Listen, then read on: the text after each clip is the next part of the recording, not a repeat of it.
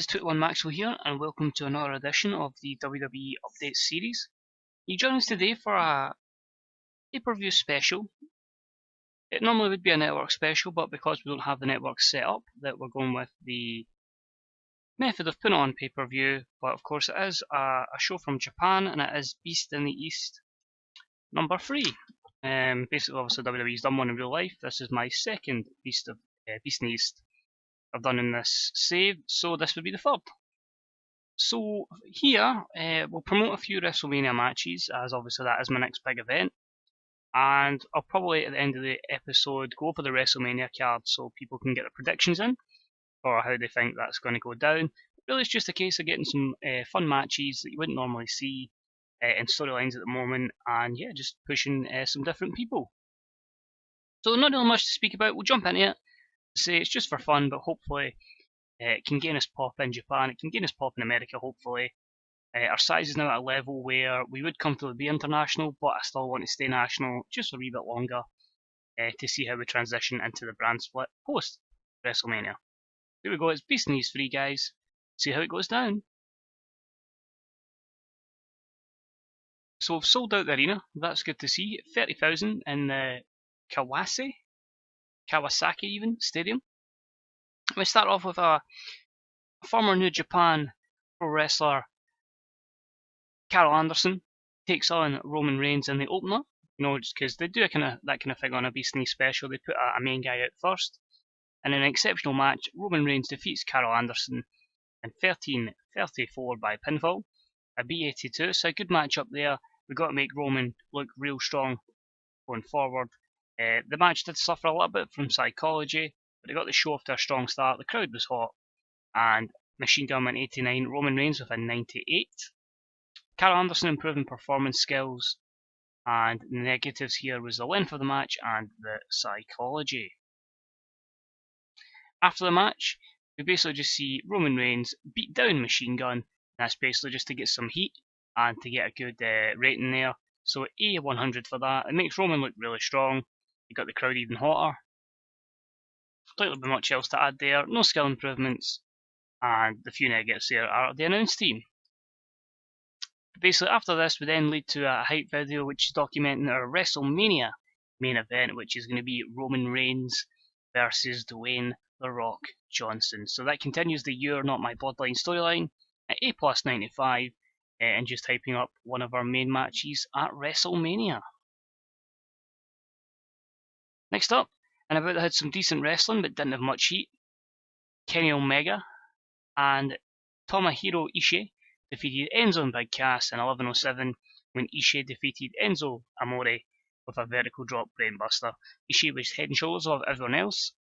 I've not used them a lot, but Kenny Omega and his bodyguard Ishii, obviously New Japan guys as well, getting the win here in Japan. The C65 rating's pretty decent. It's a good outing for Enzo and Cass. Skill-wise, Enzo gets a 54, Kenny Omega a 51, Ishii with a 68, Big Cass with a 59. We need to work on his gimmick, but I'll keep it as it is just now. And Enzo improving in performance skills, so a good match up there for the tag division, just giving 2 other wrestlers a decent opportunity. Next up, and about they had some decent wrestling but didn't have much heat, the team of Sasha Banks and Asuka defeated Becky Lynch and Bayley in 11:49 when Asuka defeated Bayley by submission with a passion clutch. In terms of in-ring work, Becky Lynch was head and shoulders above everyone else. D-Men 75, great rating for our women's division. Bayley with a 60 rating, Asuka 59. 2 standouts were Sasha Banks with a 65 and Becky Lynch with a 75. It continues the women's division storyline. Big plans for that, as you'll find out in our announcement of the card for WrestleMania. Sasha improves Rumble skills and Asuka in her performance skills. Negatives? Absolutely none. So the women's division is really starting to take on. Absolutely delighted with it. We then have a bit of a fun match up here. It's an 8-man tag, and in a decent match we see John Cena, Dean Ambrose, Austin Aries and Chris Jericho defeat the VIPs, which is a Hollywood kind of faction, a Hollywood rich VIP type faction of Batista, Dolph Ziggler, The Miz and Bobby Roode. So they defeat them in 14:35 when Dean Ambrose defeated The Miz with 30 deeds or the headlock driver, whichever finisher he decides to use. But B81 is a good rating. Cena's getting better at his gimmick. A great performance from Dean Ambrose that really stood out. And you can see there by the ratings, Jericho 67, Aries with 54, and 94 for Dean Ambrose. In-ring performance of 90 for John Cena, 53 Bobby Roode, 64 for The Miz, 68 for Dolph Ziggler, and a disappointing 56 for Batista, but we're giving him something to do now in this faction. Dean Ambrose improving his flying skills, Austin Aries technical, and Bobby Roode in performance. And negatives here, actually quite a few actually. Holding back, so when you've got 8 guys holding back, that's going to definitely take its toll. A couple of declining physical abilities, and a bit of poor momentum. Still a decent B81, so happy with that rating. We then have Dean Ambrose celebrating the victory before Randy Orton attacks him and beats him down to the mat. This is really to kick on their feud that's going to happen at WrestleMania. So A*99, Dean Ambrose looked good. The Lunatic versus Viper storyline has advanced, and yeah, just a little segment there to hype up their upcoming match at Mania. Then have Hideo Itami cutting a promo on Big E, B+87, just really getting a Japanese star to cut a promo in Japan, hyping up this matchup coming up, which was a fatal 4-way that had superb wrestling and great heat, and it saw Cesaro defeat Big E, Rusev, and Hideo Itami in 1831 when Cesaro defeated Rusev by pinfall with a neutralizer. Rusev was a weak link, which is sad to see, but he struggled to keep up with everyone's performance. A B81 is pretty decent, but I feel like it maybe could have been a bit better with a bit more time. But Itami with an 86, Big E with an 83, Rusev 72, and Cesaro with a 93. Cesaro was just on another planet at the moment and keeps getting better and better. So the United States Division storyline has continued with this. And Big E improving flying, Rusev performance, and Hideo on performance as well. Negative, just a lack of associated hot storyline. But overall, a very good segment that I'm happy with. We then have Tetsuya Naito coming to the ring and he challenges Seth Rollins to a match. C60, this is the debut of Naito. He got an above average rating for an evil foreigner gimmick. Now what I will say with him is, he isn't on a written deal. He's on a pay-per-appearance deal, so that's how I've been kind of reluctant to use him so far in main WWE storylines and the US and stuff. But I felt it was a good chance to use him here, and he'd be a good hand in a show like this, so maybe there might be something for him in the WWE going forward, but the reluctance to sign a written deal could be a problem. The match itself, B79, an exceptional match. Seth Rollins defeats him in 18 minutes and 10 by pinfall with God's Last Gift. They got the crowd buzzing. Rollins got a 95, Naito with a 78. Naito's improving performance skills, and if we look at it here, a few negatives. Stamina for both guys, which is a wee bit gutting. But still, pretty happy with that result of match rating. We have a video which is hyping up our next match, which is between Sami Zayn and Finn Balor against the team of Triple H and Kevin Owens. This continues the Where Is My Shovel storyline. I think you can guess who it is in that. And is an A91. So good hype for our co-main event for this evening. And it absolutely delivers. A92, so absolutely delighted with that. An exceptional match. The team of Sami Zayn and Finn Balor defeats Kevin Owens and Triple H in 20 minutes and 28. When Finn Balor defeated Triple H by pinfall with a flying double stomp. Great rating. Triple H is getting better at his gimmick. A 95 in-ring for Balor, an 89 in-ring for Sami Zayn. Triple H with an 80, and Kevin Owens with an 83. And again, it continues the Where Is My Shovel storyline. So good with that. I'm happy with that. Great co-main event.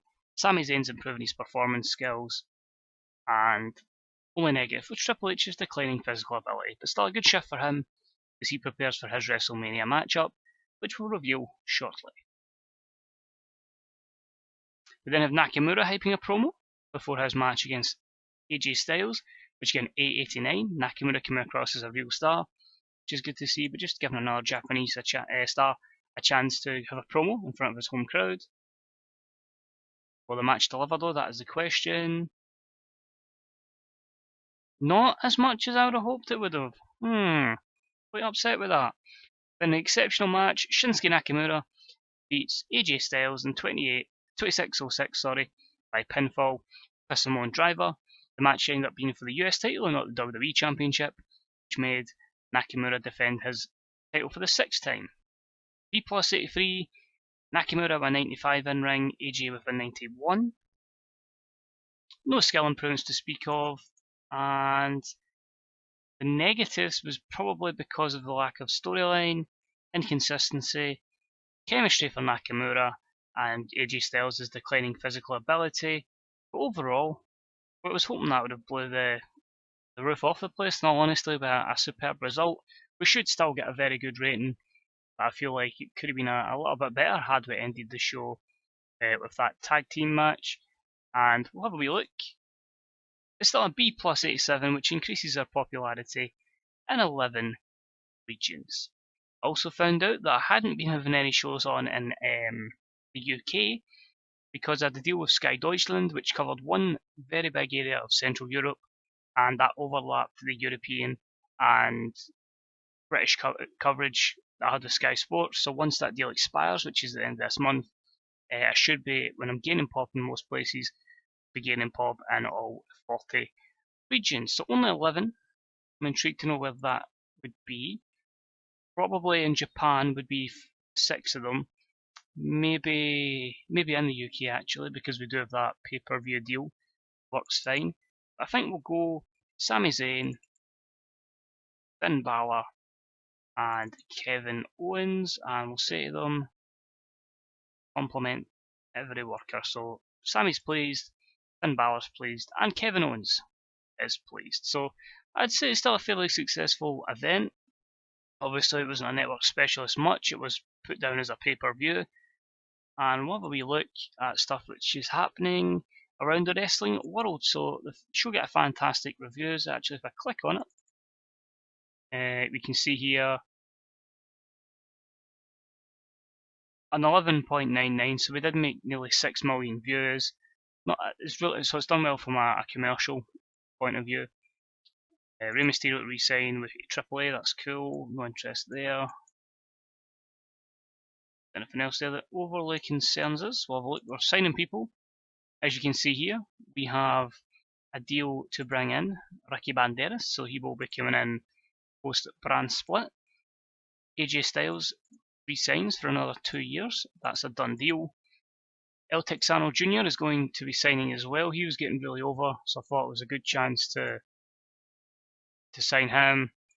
Lamita will go to NXT. He's been going on well, so that's a good chance to bring him in. And the same as Sami Callihan, bring him back to development. And we'll give a 75% pay rise to Enzo, keep him happy. And you see we're raiding TNA for the Wolves. Their contract's up, as is the contract of Jeff Hardy. He is signed, and he is just a matter of time. Probably after WrestleMania, we'll bring him back. So I need to offer contracts to Bo Dallas and Mauro Ranallo. Can do that. Sami Zayn we need to push. So recently he's getting 11.99, and Enzo is a star according to John Cena. So other things I just want to quickly check. 92 million is great. That'll drop massively, although we may make good money when we do WrestleMania as a pay-per-view as well. We'll still have plenty ticket sales, TV revenue, although workers and show costs will probably be sky high this month as well. Say momentum's going well. 94 prestige. Say we've gained in most places. Say the UK is dropped a little bit, as has Central Europe. We'll push that one a little bit once we get that deal sorted. As I say, if I just quickly go to broadcasting for Monday Night Raw, you see that Sky Deutschland finishes in 24 days, Central Europe. But when you compare that to Sky Sports 1, you can see there Central Europe, and that's where it clashes. So this deal hasn't actually come on until that goes away. So we'll get rid of that, and then hopefully we can get Europe and the UK up to a decent level, have everything over at mid-70s, and then we may look to go international. But good thing is we've got 1, 2, 3, 4, 5, 6, 7, 8, way over, or 73 at least, over the 71 recommended. And yeah, we're looking good to go international pretty shortly, but I'll just keep it in case we can't get storylines over when we do the brand split. But apart from that, will quickly move Sami Zayn, who's now 83 over, so still need him to get a little bit more over for his WrestleMania match, but up to the main event, Sami Zayn goes because he's got a big WrestleMania match. I haven't got any matches actually booked on the pre-booking, but I've started using the method of writing stuff down on a notepad. So I literally have like a notepad full of TW ideas and match cards, so I can quickly name it off. So predictions for these would be deeply appreciated. So the matches booked in at the moment is going to be Triple H against Finn Balor. We're looking at a team consisting of Batista, Bobby Roode, The Miz, and Dolph Ziggler to take on a team of John Cena, Chris Jericho, Austin Aries, and one other guy. That could possibly be Jeff Hardy, but I haven't decided that yet. No idea on the participants. Probably everybody that isn't mentioned in this card will be in the Andre the Giant Memorial Battle Royal. So any predictions who you think that could be that you haven't maybe seen booked for a while, or somebody you've seen booked previously that isn't making this card, let me know any predictions for that. Dean Ambrose versus Randy Orton is going to be happening.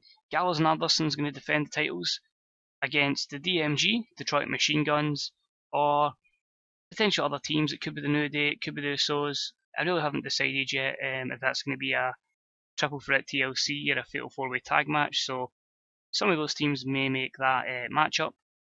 Intercontinental Championship is on the line. It's going to be Tyler Breeze versus Apollo Crews. US titles on the line. It's going to be Shinsuke Nakamura versus Rusev versus Cesaro versus Big E.